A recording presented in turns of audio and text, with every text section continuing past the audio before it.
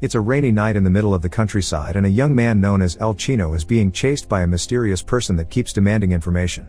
This person catches up with him and starts beating him up, but El Chino insists he doesn't know anything before he's knocked out. When he wakes up minutes later, the mysterious person is throwing him into a pit and burying him alive. Sometime later in the city, police officer Martin says goodbye to his family before going to work. He's recently been transferred to another precinct and this is his first day on the new job. As soon as he arrives though, they give him a very important task, prisoner transfer with fellow officer Montesinos. The trip will be done at night and they'll have to cross the countryside to make a shorter time and not suffer the freezing cold more than necessary. The reason why this is done so late is for discretion and safety. This is also why the cops aren't allowed to keep their phones and the prisoners aren't told about the transfer until a few hours before they're picked up. When Martin and Montesinos arrive at the prison, they're informed they'll be relocating 6 prisoners. Most of them are guilty of small crimes, but Romanian criminal Mihai is part of an international trafficking network, and Pardo is a former politician. The other 4 are Golem, Ray, Nano, and lastly Ramus, who has a special lockpick hidden in his cell and intends to bring it with him. All 6 prisoners are taken to a room where Montesinos inspects their bodies to be sure they aren't hiding anything, and Martin takes anything they may have on them, like jewelry or books, and puts them in their bags with the rest of their stuff. During the inspection, Nano has the nerve to insult Montesinos, which makes him angry and aggressive. The cop intends to punish Nano for his transgression, but Martin quickly stops him before things escalate. Afterward, the prisoners are taken to the armored truck, which has a cell for each of them. Most of them have their handcuffs removed except for Mihai and Ramus, whom Montesinos is very wary of. Before leaving, Montesinos also has a talk with Martin, asking him to be less of a stickler for the rules, but Martin refuses because rules are the only way to maintain order.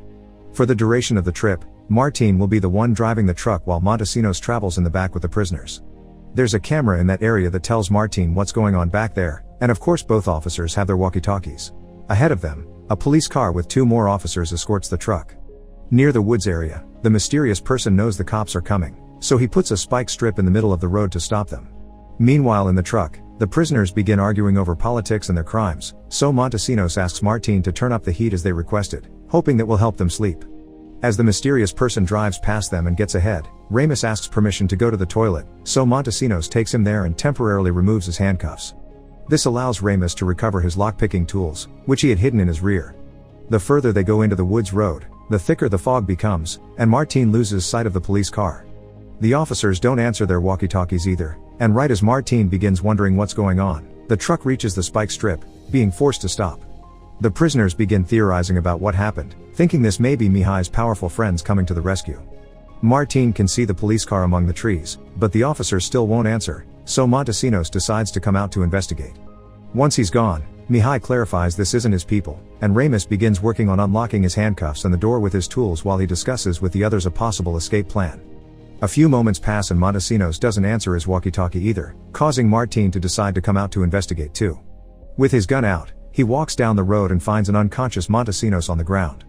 At that moment, the mysterious person begins shooting at him from his hiding spot among the trees, so Martin takes Montesinos' keys and runs to take cover next to the police car.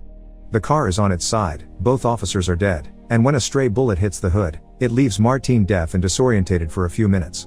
He tries to shoot back but it only ends with Martin wasting all his bullets, so he runs back to the truck, giving the mysterious person the chance to hit him on his thigh. Martin enters the truck cabin and tries to contact headquarters to no avail. The truck won't start either, and seeing as the shots are now damaging the glass, it's just a matter of time before a bullet reaches him. Seeing as he has no other choice if he wants to survive, Martin runs to the back of the truck and locks the door behind him before rushing to the first aid kit to take care of his wound. The prisoners want to know what's happening, but Martin refuses to tell them, and he gets distracted when he notices on the cameras that the mysterious person is entering the cabin. This is the perfect chance for Ramus to come out of his cell and jump on Martin, starting a fight. Things are pretty equal between them until Martin realizes the prisoners don't know he's out of bullets, so he takes out his gun and threatens Ramus with it to make him stop. Ramus swears he doesn't know who the person outside is, but before they can discuss things further, Pardo and Ray notice something strange in their cells. Someone is pouring gas inside to then start a fire. Since this is an emergency, Martin opens their cells to help. He uses the fire extinguisher on Pardo but it's too late for him, he's already dead. Ramus helps Ray, whose only body part on fire is his leg. Once they put it out, together they free the rest of the prisoners, and the group approaches Martin who is only managing to keep them back thanks to his gun. The tense moment is interrupted when Martin's walkie-talkie comes to life with the mysterious person's voice explaining a few things. He says the only key that will open the back door of the truck is in Martin's possession, and that he only wants them to open the door, not caring about what they'll do afterward. Before hanging up, he also mentions Martin is out of bullets. Martin tries to tell the prisoners that they can't trust this guy, but it's pointless. The group jumps on him to try to take the key. As he defends himself, Martin drops the key on the floor and runs towards the other end of the truck to keep the prisoners' attention on him. However, Mihai and Nano see the keys fall and Mihai gets to them first, causing Nano to pick up the fire extinguisher and beat him to death with it after stealing the keys from him. The rest of the group comes to calm him down and ask for the keys, and their argument is interrupted when the walkie-talkie comes to life again. The mysterious guy knows Nano by name and reveals he only wants him, so the others can leave if they turn Nano to him. Before hanging up this time, he also tells them not to believe Nano because he's a liar. Nano proceeds to explain the voice is Miguel, a former corrupt cop that is accusing him of something he didn't do.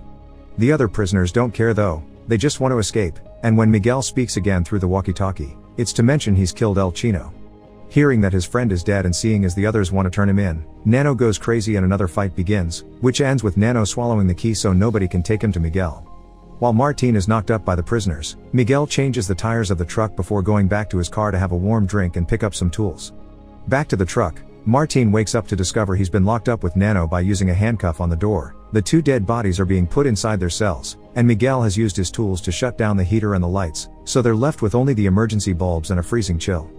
As the prisoners open the storage compartment to get their bags back, Miguel hotwires the truck and begins driving away.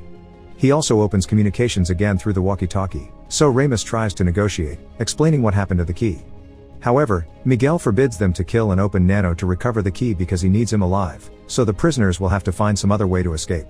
Tired of this, Nano tears off the security camera's wires, then swears to Martin that he didn't do anything, he's just scared. He also starts crying as he explains El Chino was like a brother to him. Ramus finds some tools inside a drawer and thinks maybe they could use them to escape, so Ray accepts to enter the narrow storage compartment to see what he can find. Back on the road, Montesinos is waking up.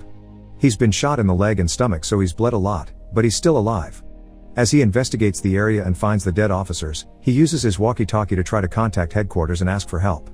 He doesn't get an answer, but he does find Miguel's car, which has so interesting things inside. Lots of colorful stickers, a gun, pictures of Miguel's family, and a newspaper clip that says they still can't find the body of Miguel's daughter. In the truck, Ray uses the tools to try to open a lid in the storage compartment while Ramus teases Martin for his bad memory. It turns out they've seen each other before because Ramus was the one that sang at Martin's wedding. Suddenly, the truck begins going faster. It's because of Montesinos, who has shown up in Miguel's car and is trying to shoot him. Miguel tries to push the car off the road with the truck, so Montesinos speeds up to drive ahead of him, intending to get him to stop. However, Miguel responds by going even faster and hitting him from behind, making the car hit a tree and killing Montesinos for good this time. The truck comes to a sudden stop when Miguel hits the brakes, causing Ray to be pushed forward and hit his head against a screw, instantly dying as well. Miguel gets off the truck to check if Montesinos is really dead before reloading his rifle while he considers his next move. Then, he goes back to the truck and begins driving again, opting for his most desperate plan yet. Ramus tries to talk to him through the walkie-talkie and at first, Miguel ignores him, but eventually he gives in and responds by saying the sun is rising, so this is Nano's last chance to confess. Nano still claims not to know what he's talking about, so Miguel hangs up, ignoring Martin's questions. A few moments later, they arrive at a frozen lake. Miguel stops the truck in the middle of it and shoots a few holes around the vehicle before walking away to wait for the inevitable. The ice cracks and breaks, causing the truck to slowly begin sinking. Water starts flooding the inside of the truck, so Martin plays his last card. He confesses there's an emergency exit. He only didn't mention it before because he thought they were safer inside the truck. He'll tell them the location if they free him, so Ramus takes out his lockpick to work on the handcuffs.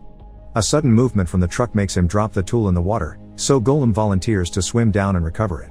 As the truck keeps shaking, Golem manages to grab the lockpick and bring it back to Ramus, but sadly, his sick body doesn't survive the trip and he dies as soon as he resurfaces. Ramus manages to free the others right before the truck finally sinks and Martin points at the fake panel that hides the emergency exit. Nano wastes no time and escapes, but Ramus is clinging to Golem's body, so Martin must drag him out with him before he drowns. It's easy for Nano to reach the surface and he immediately runs away, unaware that Miguel has seen him and is going after him. Ramus also comes out easily, but Martin is having trouble climbing onto the ice. Luckily for him, Ramus returns the favor and drags him out of the water before giving him CPR. Such an act of kindness inspires Martin not to try to arrest Ramus. Instead, he wishes him luck and shakes his hand. Afterward, Martin follows the sound of a rifle being fired to find an abandoned building. There, he sees Miguel at a window shooting at Nano, who is hiding behind a wall. Martin enters the room Miguel is in and asks him to surrender, which prompts Miguel to admit he will do so after he achieves justice. The truth is that months ago, during a festival, Nano and El Chino slipped some alcohol into Miguel's 13-year-old daughter's drink. Then they took advantage of her intoxicated mind, and once they were done with the abuse, they tortured her too, using pliers and a glass bottle. She was still alive when they tied her to a car they stole that same night to drag her through the ground for hours, and yet, the police still hasn't found the body, only Nano knows where it is. The investigation was pointless too, because there wasn't enough proof to send the boys to jail, which has taught Miguel that the legal system doesn't work. The reason why he knows all the details is that El Chino confessed everything before Miguel killed him. Now, he only wants to know where the body is so he can take it to his hometown and give it a proper burial. Nano notices Miguel is distracted, so he tries to run away, causing Miguel to shoot and hit him on the leg. The rifle quickly runs out of bullets though, so while Miguel reloads, Martin takes the chance to jump on him to try to stop him. Both men begin beating each other up and Martin uses a glass shard he finds on the floor to stab Miguel's hand, giving him an opening to pick up the rifle. Miguel ignores him, running out of the room to follow the blood trail Nano has left behind, and Martin decides to go after them too after reloading his weapon. When Martin finds them, Miguel is trying to beat the information out of Nano, so Martin fires a warning shot. Miguel gets distracted, giving Nano the opportunity to push him off him, and now neither of them can move because they're on the other end of Martin's rifle. Suddenly, a helicopter appears above them. It's the police looking for them. Thinking he's safe now, Nano begins insulting and making fun of Miguel, saying he'll never tell him the location of the body. Seeing Nano's true colors makes something snap in Miguel, who shoots Nano on the foot and then his hand until he finally confesses where he hid the dead girl. As Miguel begins crying, more police officers show up and Martin surrenders. Many days later, a retired Martin stops by the police station to retrieve his belongings from his locker and sees another officer replace Montesinos' name with a new recruit. Then Martin leaves the precinct, lost in thought about the workings of the system. Make sure to subscribe and turn on notifications so you can watch more videos like this. Thanks for watching.